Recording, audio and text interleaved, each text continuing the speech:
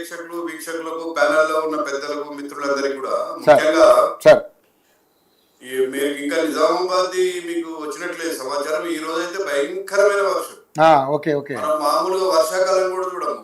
ఉరుములు మెరుపులు వర్షం ఒక గంట. ఇప్పుడు నాకు ఆర్మూర్లో ఉన్న ఆర్మూర్లోనే ఒక గంట సేపు 5 నుంచి ఇప్పుడు 6 గంటల వరకు వర్షం, భయంకరమైన వర్షం. ఇంకా ఇంకా వస్తుందా సార్? ఇప్పుడే బంద్ అయింది. Okay okay. అంతకు ముందు భీమ్గల్లో జరిగింది, దాని వీడియోలు కూడా పంపించారు. అసలు చెట్లు మొత్తం పడిపోయే పరిస్థితి. మామిడి చెట్లు అయితే అసలు మామిడికాయలు మొత్తం రాలిపోయినాయి. వీలైతే ఒకసారి వీడియోలు పంపిస్తామని ప్లే చేద్దాం సార్. నేను పంపిస్తాను. మిగతా వాటికి సార్ ఇవి కూడా ఏది మన పురుగు వస్తుంది ఇప్పుడు మామిడికి మామూలుగా. అబ్బో వర్షం పడితే. అవును కరెక్టే సార్. తర్వాత ఇప్పుడు ఏమవుతుందంటే మామూలుగా అసలు ఈ సమస్య ఏంటంటే సార్ ఇది అకాల వర్షం. దీనికి సరే ప్రభుత్వాన్ని నిందించలేము. వచ్చే వర్షాన్ని ప్రభుత్వం అయితే ఆపలేదు కదా. ఇది ప్రకృతి విపత్తు, మనం ఏం చేయలేము. కానీ ప్రభుత్వం చేయాల్సిన పని చేయలేదు. ఇప్పుడు మేము 25 రోజులు నెల రోజుల నుంచి మా దగ్గర ధాన్యం వచ్చేసింది ఆల్రెడీ. నిజామాబాద్ రోడ్ల మీద ఆరబెట్టడానికి 2 రోజులు. అయితే కొనుగోలు ప్రారంభించకపోవడం వల్ల నిన్న మొన్న 3-4 రోజుల నుంచే కొనుగోలు మొదలు పెట్టారు. దానివల్ల ఏమైంది, ఆ రోడ్ల మీద ఉన్నటువంటి ధాన్యం అంతా కూడా కొట్టుకపోయే పరిస్థితి. చాలా అంటే నిజంగా కూడా ఆ పరిస్థితి చూస్తే ఆ రైతుకు గుండె ఆగిపోక ఏం చేస్తుంది. అంతే సార్. కళ్ళ ముందు లక్షలాది రూపాయలు. మీరేదైతే ఇలా ₹1,00,00,000 అంటారు కదా, అసలు కోట్లలో ఉంటది. మీ అంచనా కరెక్టో కాదో నాకు తెలియదు. మీరు చెప్పిన ఆ 3 జిల్లాల్లో అంటే ఆ 3 జిల్లాల్లో ధాన్యం పంట నష్టపోయిన లెక్క ప్రకారం చెప్పాను సార్. చాలు కాబట్టి కోట్లలో ఉంటది. సరే అది దాన్ని ఏ ప్రభుత్వం అయినా కూడా ఏదో కంటి తుడుపు చర్యగా ఎకరానికి 10,000 ఇస్తాము లేకుంటే మేము కొంటాము అంటారు. కానీ చివరికి వచ్చేసరికి దాన్ని కొనేది ఉండదు. కొన్నా కూడా తక్కువ ధరకు కొంటారు. విషయం ఏంటంటే అసలు 25 రోజుల నుంచి ఎందుకు కాలయాపన చేసినట్టు ప్రభుత్వం. ఇప్పుడు FCI అయితే వాళ్ళు ఇచ్చిన టార్గెట్ ప్రకారం టార్గెట్ దాటిన తర్వాత సరే FCI కూడా వాడికి పెట్టుకోవడానికి గోదాములు ఉండవు, లేకుంటే వాడు తీసుకోడు. ప్రభుత్వానికి ముందే ప్రణాళిక ఉండాలి కదా. రాష్ట్ర కొనుగోలు చేయాల్సిన బాధ్యత రాష్ట్ర ప్రభుత్వాన్ని. దానికి సంబంధించినటువంటి సంచులు, సుత్లి, అమాలి, ఎవ్రీథింగ్ ట్రాన్స్పోర్టేషన్ కాడికి వెళ్ళి మొత్తము FCI ఇస్తుంది. రైస్ మిల్లర్కి ఏదైతే ఇచ్చినటువంటి పర్సంటేజ్ రైస్ మిల్ ఇస్తుంది. ఇవన్నీ ఉండంగా కూడా, ఇన్ని వ్యవస్థ ఉండంగా కూడా మీరు అడిషనల్ గా చేయాల్సినటువంటిది ఏదైతే ఉందో మీరు ప్రాసెస్ మీరు చేయాలి. రాష్ట్ర ప్రభుత్వము ఉన్న అధికారులను ఉపయోగించుకొని కావాల్సినటువంటి దాన్ని సమకూర్చుకొని సకాలంలో కొనాలి. సకాలంలో కొనకపోవడం వల్ల వచ్చినటువంటి నష్టం ఇది. మనం ప్రకృతి ఇంతకుముందు ఏదైతే ప్రభుత్వం ప్రకృతిని నిరోధించలేదు, కానీ నువ్వు చేయాల్సిన టైం ఇన్ టైంలో చేయకుండా ఇలా నిస్సహాయ స్థితిలో రైతున్నారు. నిజంగా చెప్తున్నా, నేను చూసాను, కడుపు తరుక్కుపోతుంది. భయంకరమైన వర్షం, మామూలు వర్షం కాదు. ఇప్పుడు దీన్ని ఏ విధంగా మరి ప్రభుత్వం నష్టపూడిస్తుంది అనేది మనం వేచి చూడాలి. సాధారణంగా కూడా ఇప్పుడు చేసేటువంటి కొనుగోలులో గతంలో బీఆర్ఎస్ హయాంలో కూడా అదే జరిగింది, ఇప్పుడు కూడా అదే జరుగుతుంది. అంటే వాళ్ళు చేసే జాప్యం ఎందుకు చేస్తారు అని అంటే, ఇప్పుడు దాదాపు 150 నుంచి 160 లక్షల మెట్రిక్ టన్నులు మన దగ్గర ఉత్పత్తి అవుతుంది ఒక పంటకు ఈ సీజన్ లో. FCI సపోజ్ 80 లక్షల మెట్రిక్ టన్నులే కొంటాము అని అంటది. సో మిగతాది ఏం చేయాలా? మిగతాది రాష్ట్ర ప్రభుత్వం కొనుగోలు చేసి అయితే ఇతర రాష్ట్రాలకు పంపాలా, ఇతర దేశాలకు పంపాలా, లేకపోతే దాన్ని మార్కెటింగ్ చేయాలా. MSP ఏమో కేంద్ర ప్రభుత్వం ఇస్తుంది. నువ్వు ఎంత కొంటే అంత MSP రేటు కేంద్రం ఇస్తుంది. అంతే కదా. ఇక్కడ మీరు గమనించండి, పోయినసారి ఒక 10 లక్షల క్వింటాల్స్ 10 లక్షల క్వింటాల్స్ ఫిలిప్పైన్స్ నుంచి ఆర్డర్ వస్తే వీళ్ళు పెద్ద ఆర్భాటంగా దాన్ని ప్రచారం చేసుకున్నారు. మరి ఇప్పుడు ఏమైంది? ఆ ప్రాసెస్ ఎందుకు ఆగిపోయింది? ఇంకా ఇతర దేశాల్లో మార్కెటింగ్ ఎందుకు వెతకడం లేదు? మీరు ఎందుకు ప్రభుత్వం జవాబుదారి దీనికి? ఇప్పుడు రవి గారు చెప్తున్నారు రైతు పక్షపాతి ప్రభుత్వం. రైతు పక్షపాతి అయితే నెల రోజులు ఎందుకు జాప్యం చేస్తారండి?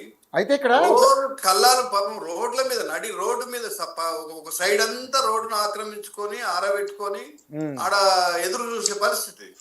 కానీ కొనలేదు. నేను చెప్తున్నా క్లియర్ గా. కొనే దాంట్లో కూడా మళ్ళీ అనేక అక్రమాలు. 4 నుంచి 5 కిలోలు క్వింటాలకు వీళ్ళు తగ్గిస్తారు, కొనేటోళ్ళు జాగా మీదనే. రైస్ మిల్లుకి పోయినాక వాడు ఇంకా 4 కిలోలు తరుగు తీస్తాడు. ఇది ఈ మోసాలు అప్పుడు ఉండే, ఇప్పుడు కూడా ఉన్నాయి. అసలు ఏ మార్పు లేదు రైతుల విషయంలో. ఇంకా ఉల్టా ఇప్పుడు పోయిన పంటది, నేను నిజంగా మీరు గుండె మీద చేసుకొని చెప్పండి రవి గారు, పోయిన పంటది బోనస్ ఇప్పటికి ఇచ్చిర్రా? ఇవ్వలేదు. ఈ రుణమాఫీ అదైతే పాతబడిపోయింది, రైతులకు కూడా వీళ్ళు ఇయ్యరు సావర్ అనేది వచ్చేసింది. 60-70% రాలేదు రుణమాఫీ. ఇప్పుడు మేమేదో ఇంకా ఆదుకుంటున్నాం. ఆ రైతు భరోసా, ఇప్పుడు రైతు బంధుని తీసుకుపోయి భరోసా అంటున్నారు, భరోసా లేదు, గీరోసా లేదు. ఇప్పుడు అప్పుడు ఒక ఎకరాకి ఇచ్చారు, నాకు కూడా వస్తుంటాయి కదా. పోయిన నెలలో ఒక 6,000 వేసారు, మొన్న ఒక మధ్యలో ఒక 6,000 వేసారు, కథం. అంటే బహుశా మళ్ళీ జడ్పీటీసీ ఎలక్షన్స్ ఏమన్నా లేట్ అవుతున్నాయో, మరి ఏదన్నా అది ఇంకా ముందున్నదో దానికోసం ఆపుతున్నారో తెలుస్తలేదు. అంటే ఎప్పుడో యాదికి వచ్చినప్పుడు ఇచ్చుడు కాదండి మీరు. సరే, నేను అనేది పెద్ద రైతు బంధు రైతు బీమాతో అయ్యేది ఏం లేదు. అది సరే, చనిపోయిన వాళ్ళకి 5 లక్షలు ఇస్తుండ్రు, గతంలో ప్రభుత్వం ఇచ్చింది, ఇప్పుడు కూడా ఇవ్వండి. రైతు భరోసాది కూడా నువ్వు ఎకరాకు 6,000 కాదు, ఇప్పుడు జరిగిన నష్టం ఎకరాకు 50,000 ఉంటది. ఇప్పుడు ఒక్కొక్క రైతుది కొట్టుకపోయినాయి. రైతు ఇప్పుడు రోడ్డు ఏటవాళ్ళు ఉంటే ఏటవాళ్ళుగా నీళ్లకు పారిపోతాయి. అసలు వడ్లు పోయి ఆడనో కింద పడిపోతాయి. అవి జమ చేసే పరిస్థితి కూడా ఉండదు. కొన్ని చోట్ల అట్లా ఉంది పరిస్థితి. అయితే నేను మీద పోసారు సార్ ఇందాక నేను కాబట్టి నిజంగా కూడా ఏంటంటే దీనికి ప్రభుత్వం తక్షణమే, మేము మా రాకేష్ రెడ్డి గారు పాపం నిన్ననే ఈ రోజు కలెక్టర్ పోయి కలిశాడు, కలిసి ఇవన్నీ కూడా నివేదించారు కొనుగోలుమని.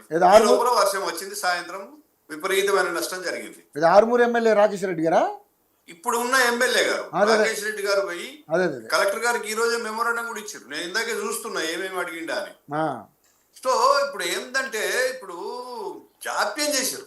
నిన్న మొన్న కొనుగోలు చేసి కాంగ్రెస్ నాయకులు పోయి కొనుగోలు కేంద్రాల దగ్గర ఫోటో దిగి. అయితే ఇంకోటి సార్, ఇందాక పొద్దున పోమానండి సార్, కొనుగోలు కేంద్రాల దగ్గరికి రేపు పొద్దున పోమానండి, రైతుల ఎట్లుంటుందో రియాక్షన్. ఓకే, అయితే ఇందాక నేను అన్నది ఏంటంటే అది ఓన్లీ కొనుగోలు కేంద్రాల్లో జరిగినటువంటి నష్టం గురించే సార్. నాదే మిస్టేక్ అది. కొనుగోలు అది అంటే తెలంగాణ రాష్ట్రంలో కురిసినటువంటి వర్షాలకి ఇంకా ఎన్ని కోట్ల నష్టం జరుగుతుందో, ఓన్లీ కొనుగోలు కేంద్రాల కాడ జరిగిన నష్టం అది.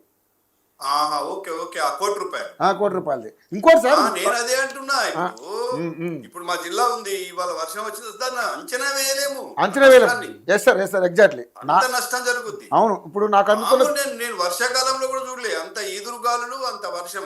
అదే నాకు అందుతున్నా, నేను మా ఆఫీస్ కాడికి వస్తే వచ్చి కారు పెట్టినా లేదో 5 గంటలకు భయంకరమైన వర్షం. అదే ఇంకోటి సార్, అంతకు ముందే విజువల్స్ వచ్చినాయి, నేను మీకు ఫార్వర్డ్ చేస్తాను సార్. ఇప్పుడు నేను నా స్పెల్ అయిపోగానే మీకు పంపిస్తాను, చూడండి కావాలి. Sure sir. ఇంకోటి, ధాన్యం కొనుగోలుపై ప్రతిపక్షాలది గ్లోబల్స్ ప్రచారం అంటూ ఈరోజు పౌర సరఫరాల శాఖ మంత్రి ఉత్తమ్ కుమార్ రెడ్డి గారు దుయ్యబట్టారు మిమ్మల్ని అందరినీ కూడా. ఎవరైతే ప్రధాన బీఆర్ఎస్ని కావచ్చు, అండ్ మీరు ఎవరైతే ఎలిగేషన్ చేస్తున్నారో అందరూ దాదాపుగా అంటే కాంగ్రెస్ హయాంలోనే జాతీయ రికార్డు దిగుబడి కొనుగోళ్లు జరిగినాయి అంట వాళ్ళ విషయంలో. అదేవిధంగా ఇప్పుడు వాళ్ళు ఏమంటారంటే 21,500 కోట్లు విలువైన ధాన్యాన్ని మేము కొంటామని చెప్తున్నారు. సో మనం అంటే ప్రభుత్వం మీద ఎలిగేషన్ చేయడానికి ఏమన్నా ఆస్కారం ఉందంటారా? నేను ఏమంటున్నాను సార్, ఇప్పుడు జరిగేది ఏంటంటే ఇక్కడ మతలబు ఇప్పుడు 80 లక్షల క్వింటాలు సపోజ్ ఒకవేళ మెట్రిక్ టన్స్ ఎఫ్సిఐ తీసుకుంటే మిగతాది రాష్ట్ర ప్రభుత్వం తప్పించుకోవడం కోసమే జాప్యం చేసింది. ఇప్పుడు అది 21,000 కోట్లు అయిద్దా, మొత్తం కొంటే 50,000 కోట్లు అయిద్దా అనేది రేపు తెలుస్తుంది కదా. రేపు వాస్తవంగా రేపు సీజన్ అయిపోయిన తర్వాత మొత్తం కొనుగోలు అయిపోయినాక ఎంత అనేది బయటకు వస్తుంది ఫిగర్. అవును సార్, అవును. ఇప్పుడు రైతు పండించేంత వరకే రైతు కదా, రైతు తీసుకెళ్లి ఎక్కడో నెత్తి మీద పట్టుకొని పోయి అమ్ముకునేది కాదు కదా. నువ్వు ఎంఎస్పి రావాలంటే వచ్చి ప్రభుత్వం కొనుగోలు చేయాల్సిందే. ఒక రకంగా ఏ మాటగా మాట చెప్పుకోవాలంటే కేసీఆర్ మొత్తం పంటను కొనుగోలు చేసిండు. మీకెందుకు శాతం అయితే లేదు? దీంట్లో నేను రాజకీయం చేయదలుచుకోలేదు. రాజకీయం కాదు, ఇక్కడ రైతుల ప్రాణాలు ఉండొచ్చు. నేను ఆ రోజు ఇతర రాష్ట్రాలకు కూడా పోయి చెప్పిన, అరే తమిళనాడులో పోయి నేను అడిగితే అక్కడ వరి మేము బంద్ చేసినామా అన్నారు. ఎందుకు బంద్ చేస్తున్నారా అంటే మాకు 1,500 కూడా క్వింటాల్ కాస్తలేదు సార్ అన్నారు. అదేంది మీ ప్రభుత్వం కొనదా అంటే, మా ప్రభుత్వం 25% కొంటే ఎక్కువ అయిపోయా, అది కూడా ఎప్పుడో చివరికి వస్తాడు, ఒక వారం 10 రోజులు కొంటాడని చెప్పిరారు. ఆ. చెప్తున్నా, దాంతో పోల్చుకుంటే తెలంగాణలో అరే మేము ప్రతి గింజ మా దగ్గర కొంటుందా, ప్రతి బస్తా కూడా కొంటుందని చెప్పినాం. కానీ నాకు ఒక పాయింట్ అర్థం కాలేదు సార్ ఇక్కడ. మీరే చెప్పాలి ఇది, ఎందుకంటే ఒక రైతు పక్షపాతి కాబట్టి. సార్ అసలు మనం తినేదే అన్నం కదా సార్, ఈ రైసులు కొనడానికి ప్రభుత్వం కానీ పండించడానికి ఇన్ని ఆంక్షలు కానీ ఏంటి సార్? ఈ దరిద్రం ఏంటంటే సార్ నాకు అర్థం కాదు ఇప్పటికి కూడా. ఇప్పుడు ఈ ప్రతి రైతు అనుభవిస్తున్నటువంటి బాధ ఇది. ఆంక్షలు అంటే ఇప్పుడు ఏమైంది సార్, ఇప్పుడు మనం తినేది ఎంత, పండించేది ఎంత. ఇప్పుడు ఏమైంది, మొత్తం వన్ సైడ్ అయిపోయింది, మొత్తం వరి పెడుతున్నారు. అవును, దానికి రకరకాల కారణాలు ఉన్నాయి. ఎందుకంటే మిగతా పంటలకు శ్రమ ఎక్కువ, లేబర్ ఎక్కువ కావాలి. వరికి అయితే ఏంటంటే యంత్రాల సహాయం వచ్చింది. సరే, వరిని నాటించడానికి కూడా ఇవాళ రేపు బీహార్ నుంచి కూలీలు వస్తున్నారు, గుత్తా తీసుకుంటారు, వేసేస్తారు. అంటే రైతు కూడా ఏమైంది, అల్గగా పంట కావాలా, ప్రభుత్వం ఎంఎస్పి ఇస్తుంది. ఇలా కేంద్ర ప్రభుత్వం ఒకప్పుడు 1300 ఉన్నదాన్ని ఇలా 2300, 2400 ఇచ్చి కొంటున్నది. అంతో ఇంతో గిట్టుబాటు అయ్యే అవకాశం ఉంది. కాకపోతే ఏంటంటే మధ్యలో ఇగో ఈ ప్రకృతి వైపరీత్యాలు, ప్రభుత్వాల వైఫల్యము, కొనడంలో జాప్యం, దాని కారణంగా రైతు ఇబ్బంది పడుతున్నాడు. కాబట్టి వరి విషయంలో ఏంటంటే ఇలా కలుపు తీయడానికి కలుపు మందులు వచ్చినాయి. సో కొద్దిగా ఈజీ అయింది కదా, కోయడానికి యంత్రాలు వచ్చినాయి. కాబట్టి ఇప్పుడు ఏమైంది, మొత్తం వరి వైపు వెళ్ళిపోయారు. అంతో ఇంతో కొద్దిగా నీటి సౌకర్యము, బోర్లు ఇవన్నీ ఉన్నాయి. కాబట్టి ఇలా మనం గత 10 సంవత్సరాల నుంచి కరువు లేదు, వర్షాలకు మంచి దండిగా పడుతున్నాయి. కాబట్టే ఇది వరి వైపు పోవడం వల్ల వచ్చింది. ఇది వన్ సైడ్ అయింది, ఇన్బ్యాలెన్స్ అయింది వాస్తవంగా చెప్పాలంటే. ఇప్పుడు పప్పు ధాన్యాలు లేవు, నూనె గింజలు లేవు, బయట నుంచి తెచ్చుకోవాల్సి వస్తుంది. ఇప్పుడు వేరే అన్ని కూడా తగ్గి, ఈవెన్ కూరగాయలు షార్టేజ్ ఉన్నారు. కూరగాయలు మా దగ్గరికి అయితే మొత్తం మహారాష్ట్ర నుంచి వస్తాయి. మహారాష్ట్ర నుంచి రావాల్సింది ఏంటంటే, ఇంత సస్యశ్యామలంగా మనము పంటలు పండించుకునే ప్రాంతానికి కూడా మహారాష్ట్ర నుంచి కూరగాయలు వస్తున్నాయి. కాబట్టి ఏంటంటే ఈ ఒక ప్రణాళిక లోపం ఉంది దీంట్లో. ఇప్పుడు మేము ఇప్పుడు తెలంగాణ అదేది మన జయశంకర్ వ్యవసాయ విశ్వవిద్యాలయంలో కూడా మన చర్చ జరగడం జరిగింది. దాంట్లో ఆర్ఈసి మెంబర్ గా ఉన్నా నేను ప్రస్తుతం.